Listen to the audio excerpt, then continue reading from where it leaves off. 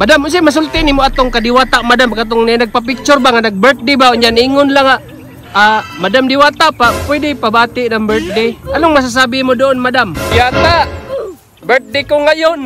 Pa-shout out naman. Ay, lilipas din yan. Yung kadiwata. Ang masasabi ko kay Diwata ay iiba na ang kanyang ugali. Di parehas ng dati. Na dati ay malalapitan na. Ngunit ngayon ay parang hindi na.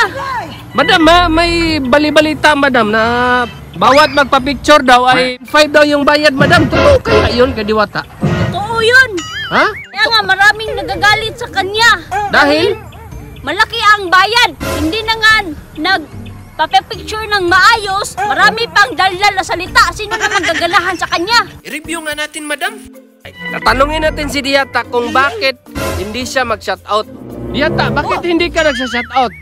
Bakit may time ka sa pagsabi ng lilipas din yan, pero 2 salita lang, happy birthday, hindi mo ako ma-shoutout?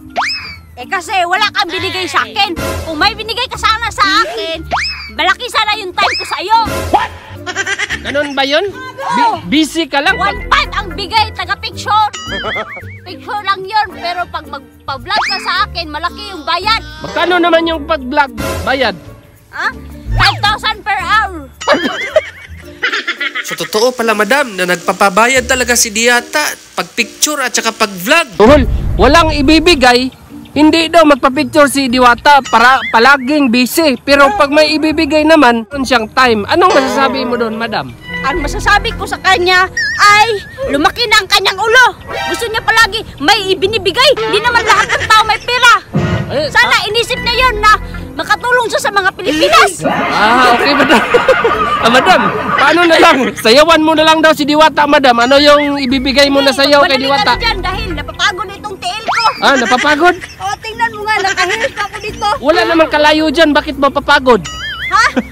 Because I'm tired. You're tired? Yes. Oh, ano daw? Sampul daw para kay Diwata daw. Diwata, Oh. ikaw ang binibini na ninanais ko. Binibining marikit na dalangin ko. Ikaw ang nagbigay ng buhay sa aking mundo. Sana ay panghabang buhay na ito.